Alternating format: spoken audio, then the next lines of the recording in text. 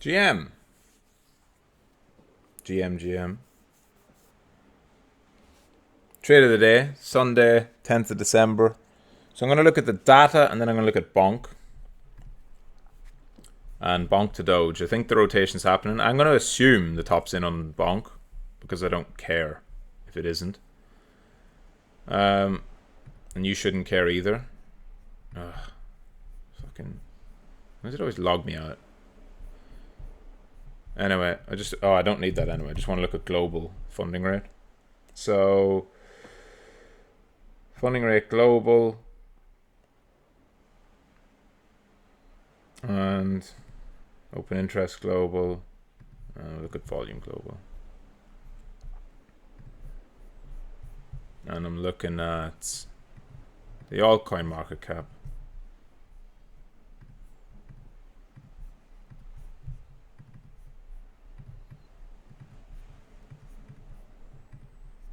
So we had funding going up and spiking over the weekend. It's now stepping down nicely, declining. Open interest declining. Most of this money that chased in on Friday, Saturday has been reversed. Volumes had a little spike there on the first sell-off. So overall, I'd like to see it cool down a little more. I'd like to see the correction a little deeper.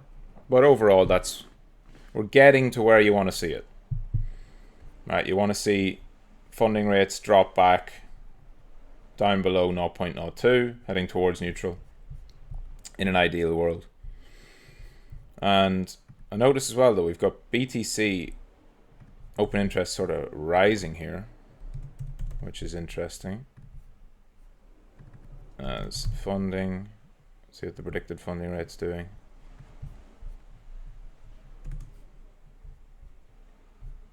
Lots of fresh positions opening here on a Sunday. What are these guys doing? 11.7 to 11.9. So about 200 million of open interest has been added. And since the bottom, actually, this morning, or last night, going into this morning. Fucking 11.5 to 11.9. 400 million of fresh open interest. That's interesting because the open interest rising all the way up here, so you'd expect that. Price going up, OI going up.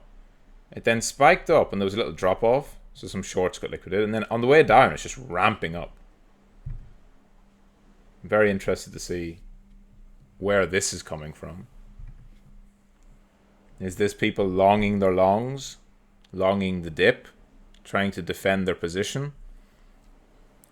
It's interesting, it's not often you see open interest rise as price goes down. That usually indicates directional shorts are coming in.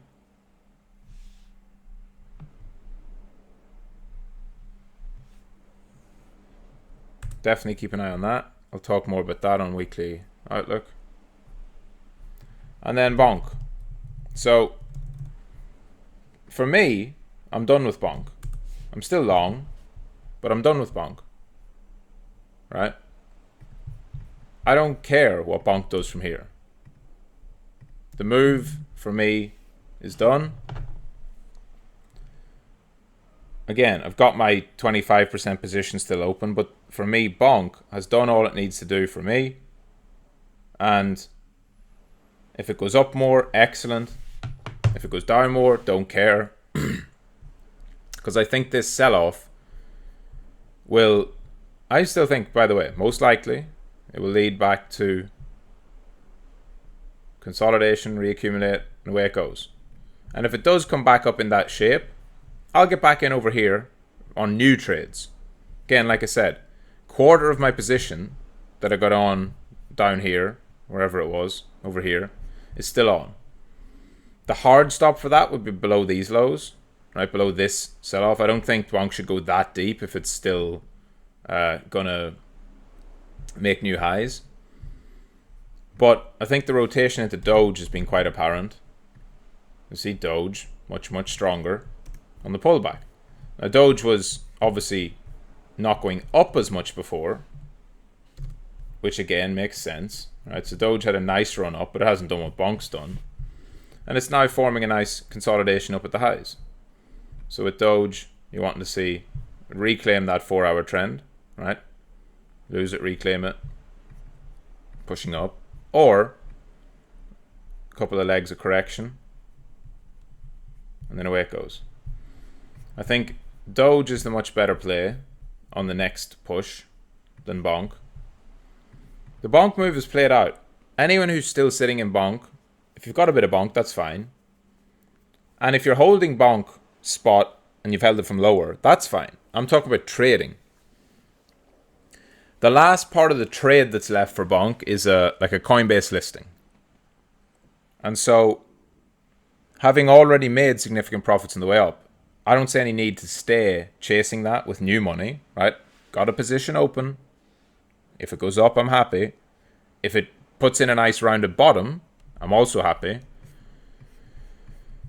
So like here, like this is like where Bonk is right now. Right now it's over. That's my assumption. If it ends up doing this, comes all the way back into here, maybe it's not over. And where is that? The exact same price. So you can just give Bonk a week, and it's the exact same price.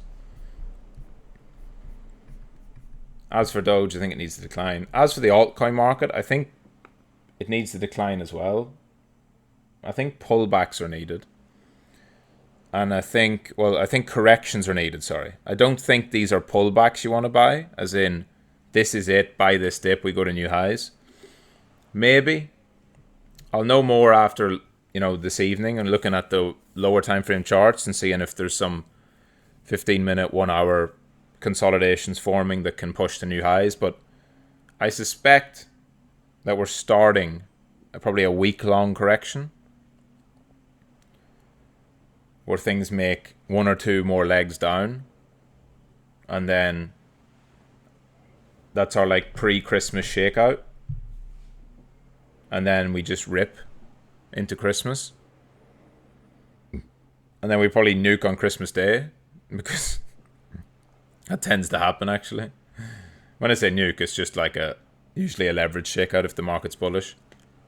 Christmas Eve or Christmas Day, and then we rip again. But the trend is up. Market's bullish. You just don't want to get caught on pullbacks. Pullbacks or corrections, don't get caught on them. If you've taken profit, this is always a good rule as well. This is why I'm doing Bonk the way I'm doing Bonk. If I've had a significant winner and taken significant profit, I don't look to get in long right away. So I've sat in Bonk since wherever it was. It's been about 5, 6, 7 days. It's about 6 days, I think. Nice move up, caught most of it, sold some up here, sold some, I think it was here, sold some there, sold some there. Still got some on. I don't look to reallocate that money right away, because it's more likely to mean that there's a correction happening across many coins. And the best thing you can do is just take some time. Bonk needs to show it can defend the 4-hour trend here. It has not defended it yet. It's a risk of losing it. Now, if Bonk turns around and rips, that is not the time to buy Bonk. If it then pulls back, that's the time to buy Bonk.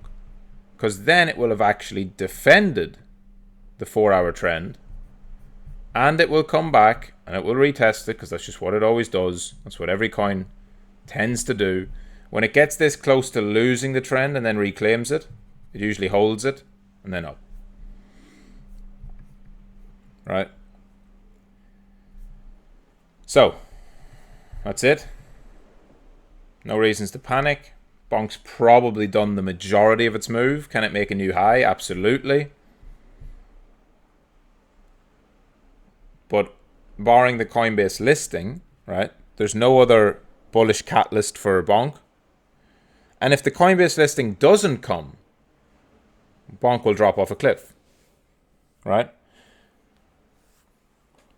If the whole market, right, if traders are running this up and there was in the expectation of a Coinbase listing, and now it's not going up, it's selling off and selling off quite hard, you have to also ask yourself, do the smart money traders know something?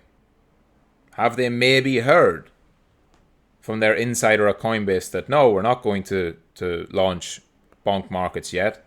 We're planning to maybe in January, maybe it's delayed, maybe we're not doing it at all. Who knows? The market knows more than you do, knows more than I do. So if it's going to be bullish, it's going to reaccumulate. But just like it did back here when it had that big sell-off and everyone thought bonk was dead, it went sideways for fucking 3 weeks before it broke out. 4th of December from the 20th of November. 2 weeks, 2 full weeks. We're only day 2. So this path, which would be hyper bullish, is also very, fucking ambitious. More likely it just goes sideways for fucking a week. Chops everyone to pieces, breaks out into the end of the year. And I think that is looking across the market, except Bitcoin, which actually looks pretty good. It depends on that open interest that it was talking about. If that's longing in the longs, then we're fucked. But Bitcoin actually looks pretty good here. But when you look at most coins, like Ethereum is really weak in its low time frame trend, meaning it just has no. This would be really bullish if it hadn't swept the highs. That sweep of the highs leads me to more of a pullback possibility. If it had come up and was doing this, that's hyper bullish. But when it comes up and does this, well, it's already grabbed liquidity, so it can go lower. There you're looking at bullish correction. Not bearish at all on Ethereum from a higher time frame perspective, but can it pull back for a week? Yes. Can Celestia pull back for a week? Well, yes. Look, it's gone from being the strongest trending asset into a nice consolidation, strong trend again, and now it's just rejections. This is going in for a full retrace. So again, a week sideways and then rip higher, yes.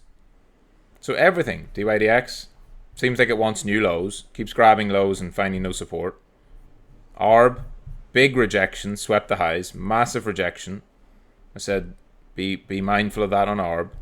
Don't be trying to ape ARB into the range highs. ARB is actually pulling really nicely. There we go, sorry. It's actually pulling back really nicely into a potential Livermore accumulation where you've got highs and lows all the way. Now that's a big sweep of the highs, which I would rather have not seen, but low, high, higher, low, higher, high. Sorry, a higher low in here. A higher high. And we come back into a higher low anywhere around here. And ARB goes sideways. That's mega bullish, right? So, GM, I don't think there's any need to rush. You certainly don't need to be rushing in to long your longs. Most coins look like they're starting a correction, maybe a week or so. We'll see. GM.